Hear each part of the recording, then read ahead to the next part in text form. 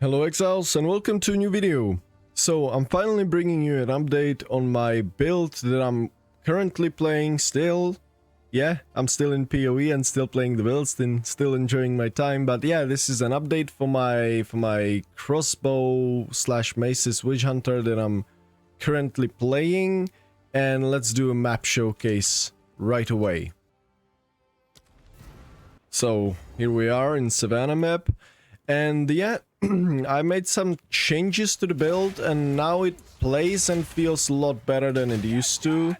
And yes, sorry if there's a lower FPS than usually, because just when I started PoE today,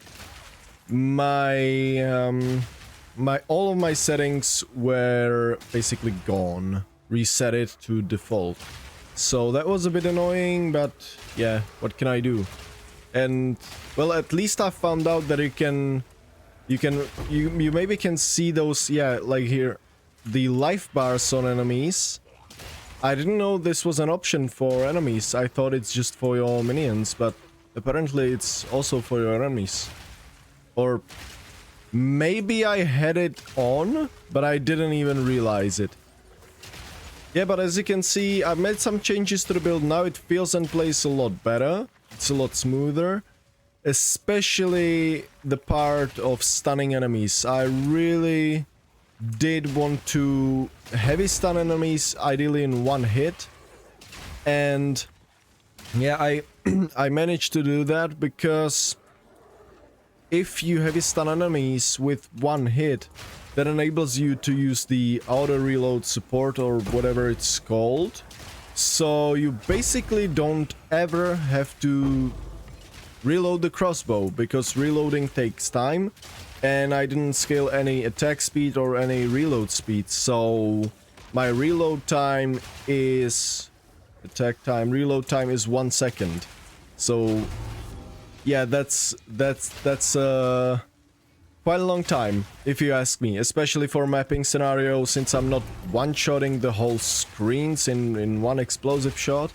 Then it means that if you don't, yeah, just like you saw here, I didn't one-shot the whole screen, so some enemies were running at me from the distance, and if I would have to manually reload, I wouldn't be able to kill those other monsters as fast. So yeah, having XP shrine, let's go.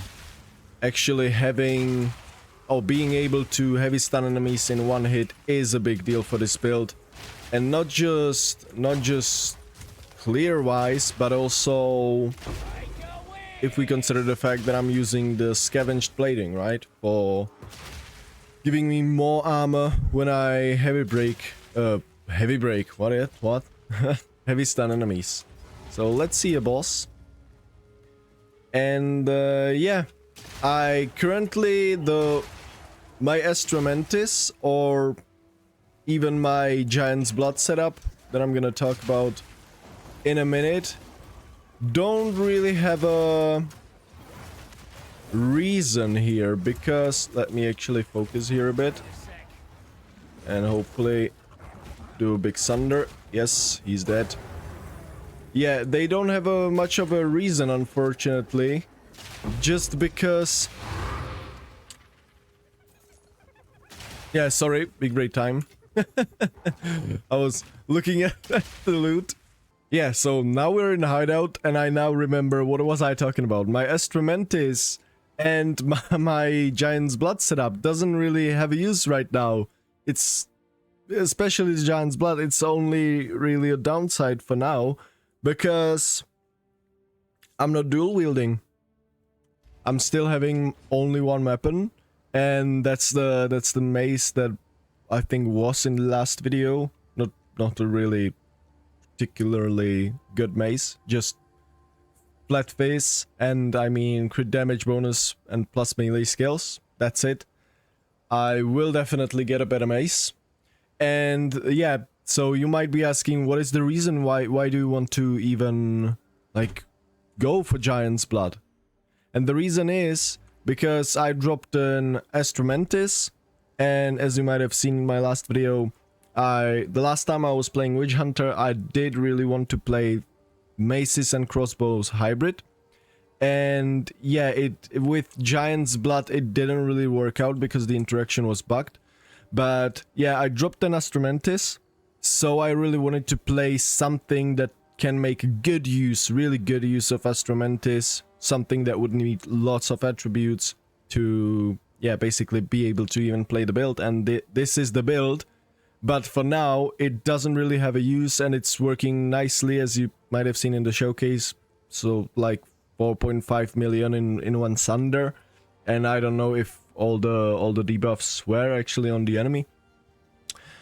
And yeah, so I want it for my single target setup. It should be looking like me having mace like this, and then the Sacred Flame Scepter that drops from Arbiter. That was the original idea, and that's the idea I'm gonna go for, because yeah, I have a farm set up, quite a big farm right here. Is it right here? Yes, it is. This setup right here. So basically, all of these maps I'm gonna run, including this Citadel. And yeah, so this is gonna be my farm for next couple of days, probably. And I'm gonna make lots of divines, I'm sure. So then I'll be probably buying Sacred Flame, and that would, I think if you count in also the Ignite, that would maybe almost double my damage. We shall see. But I'll finally have a use for Giant's Blood. Yeah, but what's changed? So let's say the items. What's changed?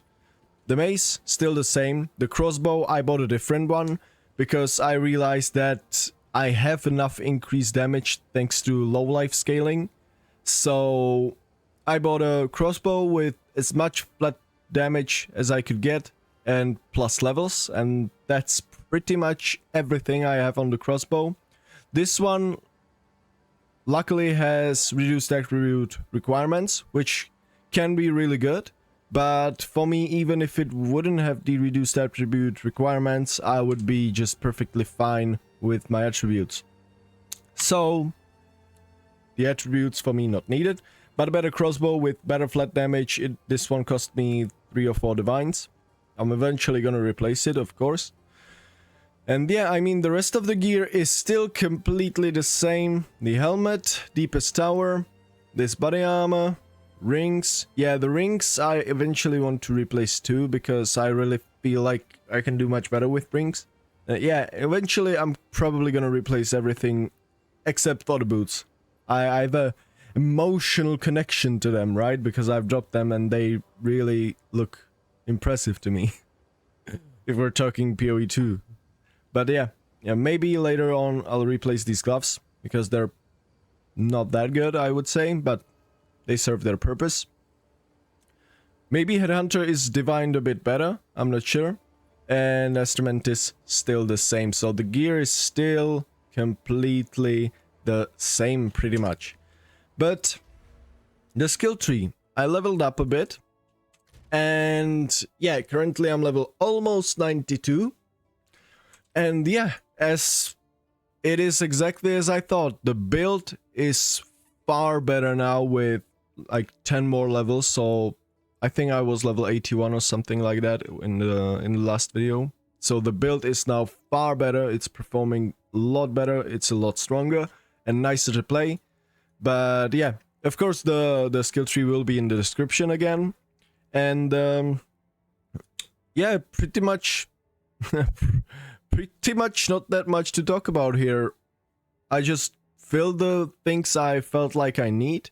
And for now, as I said, I don't have a use for Giant's Blood. Of course, I could equip other mace and do something with that, but I don't want to buy another mace with crit multi, and for Sunder, I really want the crit multi, or sorry, the crit damage bonus.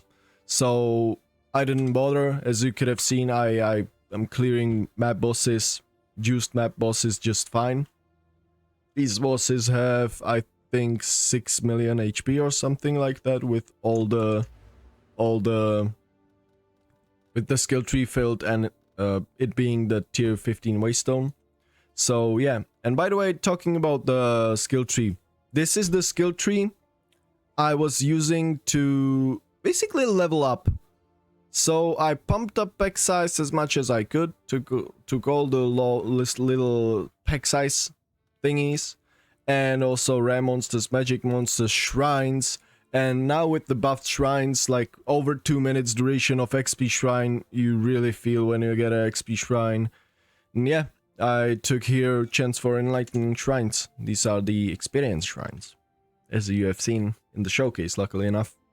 But yeah, this was the skill tree, Atlas skill tree, and here, if you've not seen my last video, I'm running deepest tower setup, which means I'm trying to scale low life, and that's why I'm here in this area. These green ones are just for weapon swap, weapon set 2, which is my main weapon set, I mean single target weapon set, the mace, and yeah, the red ones are for the weapon set 1, which is my crossbow, for example, right here. If I switch, you can see it fill. But yeah, the reason why Witchhunter, mainly it was because of these 24 more weapon set points, and that's the whole idea of the build, really be a weapon swap specialist. Or maybe not weapon swap specialist, because if that, I would consider the build being something where we really actively weapon swap even during clearing. That might be a thing for next time, but yeah, we shall see. But for now, this really feels nice. But about the Ascendancy, one really important thing here I want to talk about. When you get to the end game, or let's say it like that, when you're leveling, when you're in acts, you really feel physical damage. You really feel that almost everything, a lot of the bosses, a lot of the stuff is actually doing physical damage, and a lot of it. So you stack armor in the campaign, but when you come to the end game, it is not that big of a difference, I would say. Especially when you fight Act 3, Cruel, Viper, Napuatsi, and she's doing lots of physical damage. Or, for example, her soldiers with their spikes, right? With the arena shrinking down attack or whatever. So yeah, that's all physical damage, and when you get to the end game, it's not that big of a difference. But what is a difference is chaos and elemental damage. You really feel the elemental damage in end game, and yeah, I had almost 3k life, as you can see, and really just 75 resists against elemental damage and some decent amount of life. I don't feel like it's enough, because I'm getting hit quite frequently. I have 0 evasion. With evasion, it's something else, because you're actually evading those elemental damage hits. But just resists and decent amount of life doesn't really feel like I'm tanky enough. So that's why I decided to drop Culling Strike and Decimating Strike. And I went ahead and grabbed the Sorcery Ward with Obsessive Rituals and Ceremonial Absolution. And you've seen it in a showcase, this buff right here at top left. And this is a life changer. I said it the last time I was playing Witchhunter, and it was buffed in Dawn of the Hunt.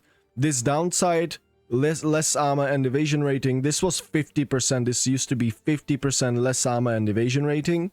Now it's only 35, and I thought I was sure that it's strong even with the 50% less. Yeah, maybe that was a bit brutal, but it was strong before, and now it's even stronger, because what this does, the TLDR, is the number here is additional life, or additional, yeah, just like additional life that's protecting your actual life against elemental damage. And this comes for all like elemental hits.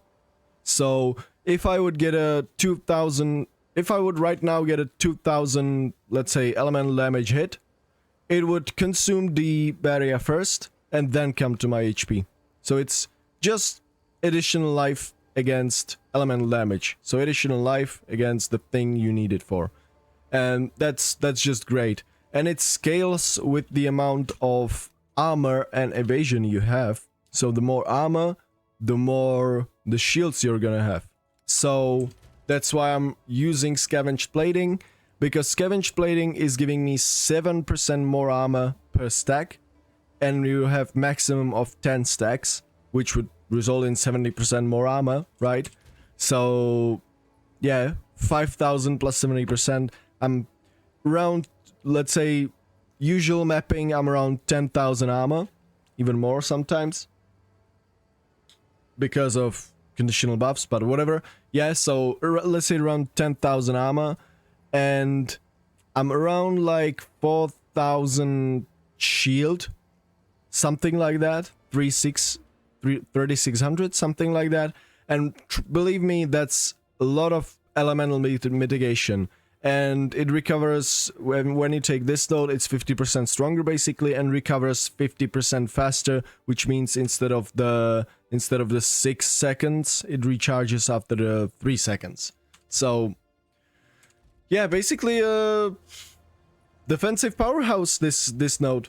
And I have no idea why people were complaining about this node before. I don't know, maybe they haven't tested it enough, but for me this node probably the strongest thing that Witchhunter has. Probably yes, because really I really think that this is really strong. I really do. And yeah, just because there's so much elemental damage in the end game, and not just mapping wise, but also in boss fights. But yeah, that's the skill tree. Still using the from nothing jewel in radius of these points, the finality, for the increased damage against low life enemies. And yeah, the once I'm level 92, the next points are gonna be for weapon set 2, which is my single target. I'm gonna take this node, obviously. 40% increased damage, I don't care about the less attack speed. And for my clear set, I'm probably gonna get this node, Hellheart, right here, for just some more recovery rate of life. And yeah, that's pretty much it. Ideally, I would do 3 more levels, and I would take these nodes right here, these armor nodes, and this one, which would mean 100% of the requirements on boots, gloves, and helmets would be added to armor as flat armor. So 40 flat armor from my helmet, 107 flat armor from my gloves, and 115 flat armor from my boots, which is a lot of additional flat armor. I'll be sitting at around, I think, 7k armor in hideout, and yeah, over 10,000, like 12,000 armor once I'm actually mapping, thanks to some conditional buffs like Scavenged Plating. And yeah, that's pretty much the changes and the plans. Let's just quickly hover over the skill gems just in case you have not seen the last video. Crossbow shot, don't care about it. Mace strike, don't care. Sorcery ward linked with cold mastery, fire mastery, and lightning mastery. Explosive shot with auto reload. That's the really nice stuff in crossbow shot. That means I don't really ever have to reload, so it reloads instantly. I don't have to reload like this, slow as you can see, but I can just shoot all the time because it auto reloads. Fire Infusion, Wildfire, Scatter Shot, and Execute. And Wildfire is a debatable one.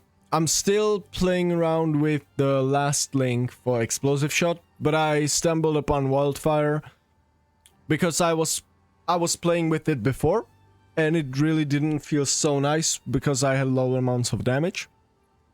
But it feels really nice for breaches, because if you ignite an enemy and the enemy dies, even the corpse, if you, let's say, kill it with the hit, even the corpse is ignited and can spread the ignite with Wildfire. So that's great for breaches, because you do basically one explosive shot and kill all the enemies in range of the explosive shot with the hit itself, but some of them are ignited and more enemies are gonna spawn on top of them. Those are gonna get ignited, and once they die on the ignite, they have a chance to explode with our Ascendancy. 10% chance for enemies you kill to explode, dealing 100% of their maximum life as physical damage. So those enemies are gonna basically explode, and I'm not sure, I don't think, I don't think this explosion is clearing the corpses. So even though those enemies explode, the corpse doesn't get consumed, I don't think. Or at least the corpse of enemies killed around it doesn't get consumed. And since I have damage as extra fire right here, this thing scales even fire damage. So this thing also can ignite, right? And like, if the enemy doesn't die with the hit, it's gonna die on the ignite. So this has a really nice synergy with wildfire, especially for those breaches, because you can just off-screen kill enemies with wildfire and your Ascendancy. But yeah, next thing is Sunder, linked with Fist of War, Conk Effect, Super Critical, Overextend, and Primal Armament. Primal Armament is just there. I'm switching Execute and Primal Armament for single target for my explosive shot, because I really feel like I need the damage on explosive shot for clearing, but for the single target I'm not using it ever. So I just swap Execute to Sunder, which I didn't do in the video. If I did, I would probably one-shot the enemy, the boss. So yeah, remember to switch Execute and put it to Sunder. Then for single target, again, but not as a damage dealer, armor-piercing rounds with Demolisher, Ruthless, Martial Tempo, Break Posture, and this support. Sorry, I cannot pronounce it.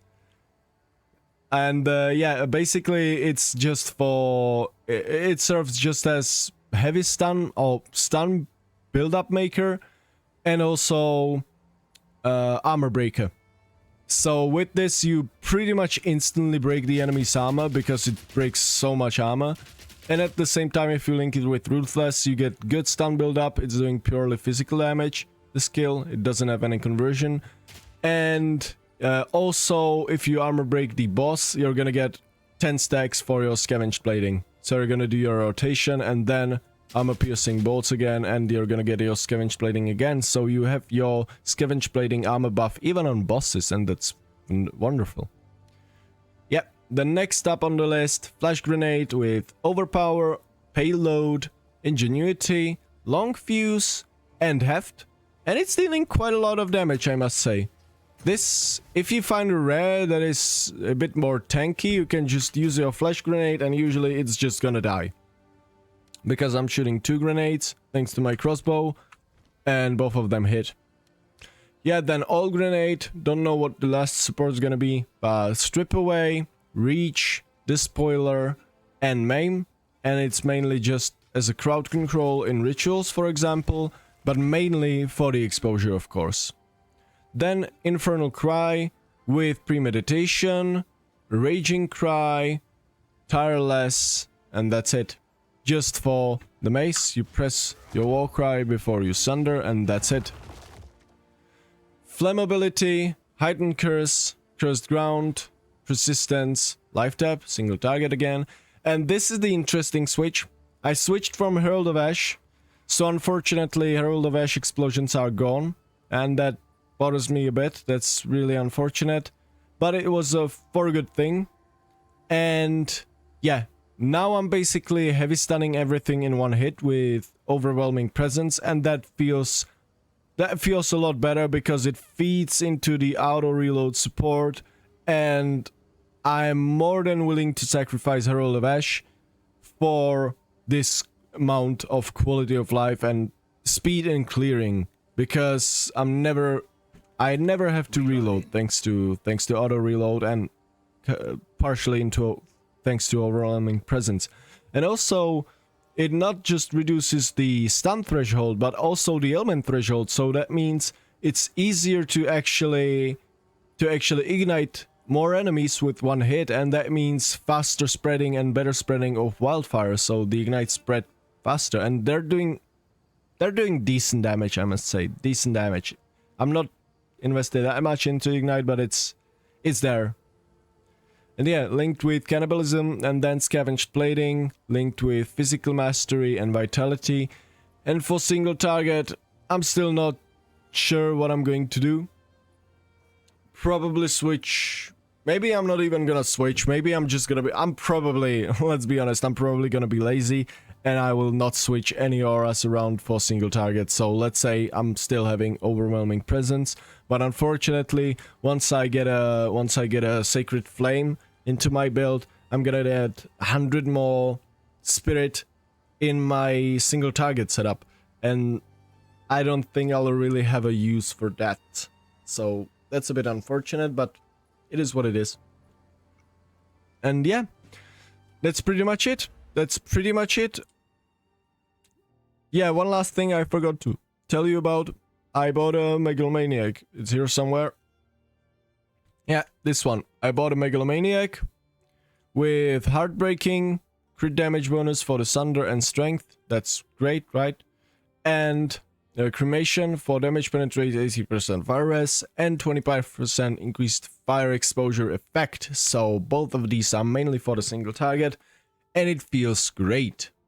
Ideally, eventually I would get a 3-node Megalomaniac, but if it ever pops on trade, there was one, honestly, that I was willing to buy, but not for 600 divines, that was the cost. So, yeah, getting triple Megalomaniac can be really tricky. But they're popping on trade a lot more than they used to since they buffed Simulacrums. So, yeah, that's the build for now. Next video is gonna be, as I said, this farm right here. There's gonna be a lot. I still need to count all the maps, but yeah, this is gonna be a fun one. And in that video, I'm also going to probably count the currency from Iron Citadel, because yeah, I just again found a decent setup that'll be good for farming the Citadel and magic finding. I have one corruption here. This is not going to be super juicy corruption, but it's going to be something, of course. And I've got one more here. And mainly these nodes right here. These are going to be the most juicy ones. Like, where is it? Yeah, these right here, basically. And that's going to be awesome. First thing I, of course, need to do, clear the corrupted nexus. But yeah, more on that in the last video. So you have something to look forward to. Alright, but for now, that's really pretty much it. Last thing, really the last thing I want to say, or repeat again. For this build, I figured that you really don't have to use Astramentis. You really don't have to use Witchhunter. You can just ditch these two, and all you would do is maybe ditch Giant's Blood. And the build's gonna be pretty much the same as mine. Because, yeah, you could argue that Astramentis is giving me more damage because I can use higher level flammability, for example. But instead of Astramentis, you could use a rare amulet that would give you melee skill levels and, I don't know, crit multi, and that would more than make up for the difference, I think, at least. So, as if you want to play this build in this state that I'm currently playing, then you can just play it on a really lower budget, and I'm planning even league starting something like this next league, because you really don't have to use Headhunter and really don't have to use Astramentis. Just ditch that Giant's Blood, and eventually once you get those items, you're gonna get to Giant's Blood.